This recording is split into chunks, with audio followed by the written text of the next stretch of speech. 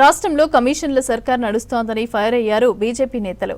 ధాన్యం కొనుగోళ్లు సరిగ్గా జరగకపోవడంతో రైతులు తీవ్ర ఇబ్బందులు పడుతున్నారని చెప్పారు. గతంలో ఎన్టీఆర్ను అవమానించిన కాంగ్రెస్ నేతల రాజకీయాల కోసం ఆయన్ను వాడుకుంటున్నారని విమర్శించారు. ఇక కేంద్రం రైల్వేలతో సహా ఎన్నో రకాలుగా రాష్ట్రానికైతే సహాయం చేస్తోందని అన్నారు కమలం లీడర్లు. ఓబీసీల గురించి మాట్లాడే హక్కు కాంగ్రెస్ కు లేదన్నారు BJP state chief Ramachandra Rao. Congress అధికారంలో ఉన్న 3 రాష్ట్రాల్లో అగ్ర కులాలకు చెందిన నేతలే ముఖ్యమంత్రులుగా ఉన్నారని ఫైర్ అయ్యారు. సూర్యాపేటలో జిల్లా స్థాయి శిక్షణా తరగతులకు హాజరయ్యారు రామచంద్రరావు. కర్ణాటకలో ఓబీసీ సీఎంను దించి అగ్రకుల వ్యక్తిని సీఎంగా చేస్తోందన్నారు. ఎన్టీఆర్ను గతంలో అవమానించినందుకు క్షమాపణలు చెప్పాలని డిమాండ్ చేశారు రామచంద్రరావు. ఎన్టీ రామారావు గారి యొక్క విగ్రహాన్ని ఆవిష్కరించారు.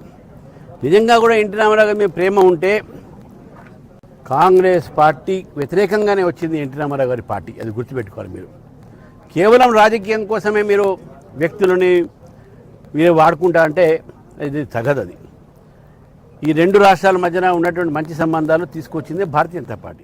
కాజీపేట రైల్వే మ్యానుఫ్యాక్చరింగ్ యూనిట్కు 200 ఇంటర్సిటీ రైళ్ల తయారీ బాధ్యతను అప్పగించడంపై కేంద్ర మంత్రి కిషన్ రెడ్డి హర్షం వ్యక్తం చేశారు. తెలంగాణ అభివృద్ధికి సహకారం అందిస్తున్నందుకు ప్రధాని మోదీ, రైల్వే శాఖ మంత్రి అశ్విని వైష్ణవ్కు కృతజ్ఞతలు తెలిపారు. ఇంటర్సిటీ రైళ్లు 300 కిలోమీటర్ల దూరం ఉన్న మార్గాల్లో ప్రయాణిస్తాయని, వీటితో ఉద్యోగులు, విద్యార్థులకు ఎంతో ఉపయోగమని ఎక్స్లో పోస్టు చేశారు.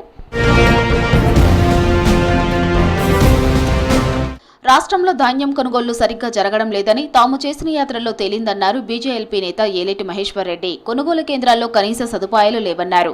తాము కొనుగోలు కేంద్రాల్లో పర్యటించాకే మంత్రులు సమీక్షలు చేస్తున్నారని చెప్పారు. ధాన్యం కొనుగోళ్లపై తాము బహిరంగ చర్చకు సిద్ధమని, మంత్రులు ఉత్తమ్, తుమ్మల చర్చకు వస్తారని సవాల్ చేశారు ఏలేటి.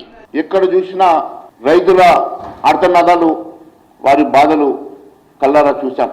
కిలోమీటర్ల కొద్దీ రోడ్ల మీద వరి ధాన్యం మక్కలు కుప్పలుగా పోసి వాటికి కాపలాగా అనేక మంది రైతులు ఎండలో కూర్చోవడం, వారితో మాట్లాడుతూ ఉంటే అనేక మంది వారి బాధను వెళ్ళగక్కుతూ కొంతమంది ఏడ్చిన ఘటనలు కూడా చూసాం. నేను ఛాలెంజ్ చేస్తా ఉన్నాను, ఉత్తమ్ కుమార్ రెడ్డి, తుమ్మల నాగేశ్వరరావు గారు, బట్టి విక్రమార్క గారు, మీరందరూ కలిసి రండి.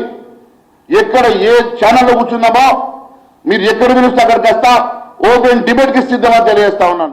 నిరుద్యోగులను సీఎం రేవంత్ రెడ్డి మోసం చేశారని, 2 లక్షల ఉద్యోగాలు ఎవరికి ఇచ్చారో చెప్పాలన్నారు బీజేవైఎం నేతలు. నిరుద్యోగుల సమస్యలపై దశల వారీగా పోరాటం చేస్తామని చెప్పారు.